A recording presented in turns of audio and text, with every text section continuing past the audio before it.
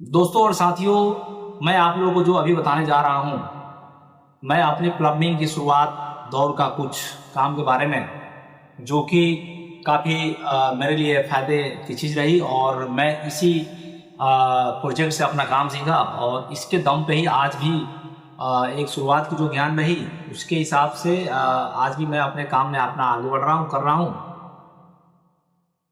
तो इस प्रोजेक्ट पे सबसे पहले काम क्या होता है, मान लीजिए बिल्डिंग खड़ी जैसे होती है, इसमें आता है सबसे पहले इंटरनल वर्क। इंटरनल वर्क का काम में आ जाता है, जैसे कि मान लीजिए वाटर सप्लाई का लाइन हमको डालना है, तो वाटर सप्लाई में हमारी जो लाइन है हो गई, जो भी लाइन तय करता है, जो भी लगाना था उस टाइम तो 2005 में हम लोग लगा पीपीआर इंटरनल लगा था। पीपीआर इंटरनल में काम हुआ था, उसमें डाइवर्टर थे और साबर का पॉइंट था, गीजर का पॉइंट था, एस्पावर का पॉइंट था, हेल्थ पोस्टफीड का पॉइंट था। ये सारी पॉइंट थी। बाकी बेसन बेसन वॉश बेसन का पॉइंट था, वाटर ट्रैप्स का था। तो ये सारी पॉइंटें एक बाथरूम के अंदर बनती है और उसके बाद हम लोग इतना करने के बाद फिर टेस्टिंग दे देते हैं। टेस्टिंग देने के बाद क्या होता है कि वॉल टाइल का चाल बन जाता है साइड। तो इस तरीके से ये काम था। और ड्रेनेज में आपका स्वेल लाइन, वेस्ट लाइन से इंटरनल था और बाकी वेस्ट लाइन 40 का जो भी था और 63 का था वो पीवीसी था। और इस तरीके से बाहर निकल जाती है लाइनें। बाहर निकलने के बाद होता क्या है कि अंदर से हम लोग फ्री हो जाते हैं। जब अंदर से हम लोग फ्री हो जाते हैं, उसमें क्या होता है कि फिर वॉल टाइल, फ्लोरिंग टाइल आराम से लग सकता है। कोई प्लम्बिंग का टेंशन नहीं रहता है कि बाद में कोई टाइल तोड़ फोड़, ऐसा कुछ नहीं रहता है। क्योंकि जब पहले ही सारी चीज़ें गाइडेंस करके कंप्लीट कर दिया जाता है तो फिर वो टाइल आराम से लगा देते हैं, कोई दिक्कत नहीं। अब हमारा लाइन बाहर चला जाता है। बाहर में क्या काम था, बाहर में जो हमारा काम था, बाहर में भी अब आइए, तो बाहर में हमारा था सीआई स्टेक लाइन और जीआई स्टेक लाइन था। CI stack line, soil line, waste line और वाटर सप्लाई के लिए जीआई स्टेक लाइन था। तो उसमें फिर सातों के अंदर सीआई और जीआई स्टेक लाइन हुआ। उसके बाद उसके बाद आते हैं हम लोग, शाफ्ट का काम हो गया। तो शाफ्ट के बाद आते हैं, हम चलते हैं टेरिस पे। टेरिस पे भी हम लोग का सारा काम था, रिंग लाइन, जीआई का, टोटल काम जीआई का इस प्रोजेक्ट को हम लोगों ने काम किया। उसके बाद जीआई जो टैंक से कनेक्शन होता है, उसके बाद सारी शाफ्टों में जो ये राइजर गया हुआ है, टैंकिंग का लाइन, उसमें सब कनेक्शन होते हैं और फिर उस कनेक्शन से सारी लाइनें से हर टॉयलेट्स के अंदर वाटर सप्लाई आता है। उस टाइम क्या था कि एक ही डोमेस्टिक लाइन से सारा पानी मिलता था।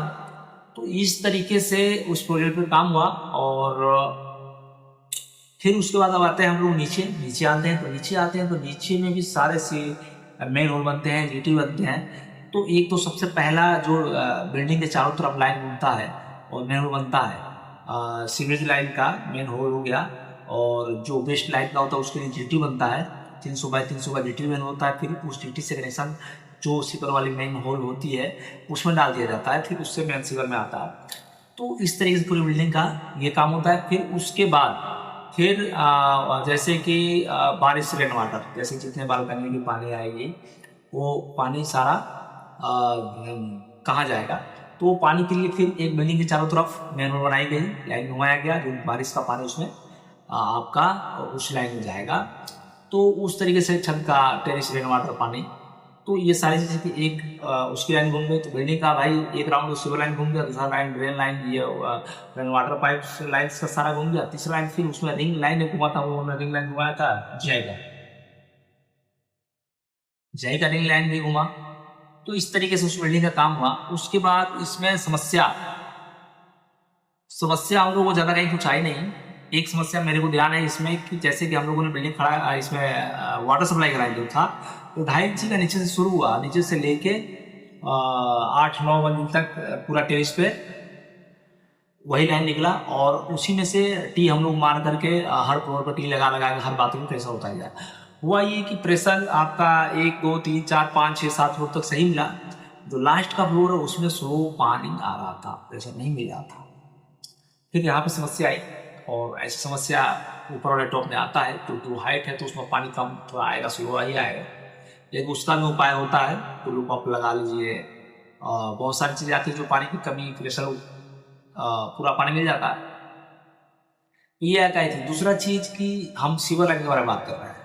बिल्डिंग का कोई भी सीवर लाइन हम घुमा रहे हैं और तो उससे पहले सबसे पहले बाहर की मेन लाइन अथॉरिटी का जो है सीवर का, उसकी हम गहराई नाप लें। उसकी गहराई कितनी है, उसी गहराई के हिसाब से फिर हम बिल्डिंग की अपनी सारी सीवरेज लाइन और जो भी वाटर ड्रेन लाइन है अपना, उसका हाइट मेंशन कर दें और उसके हिसाब से चलें।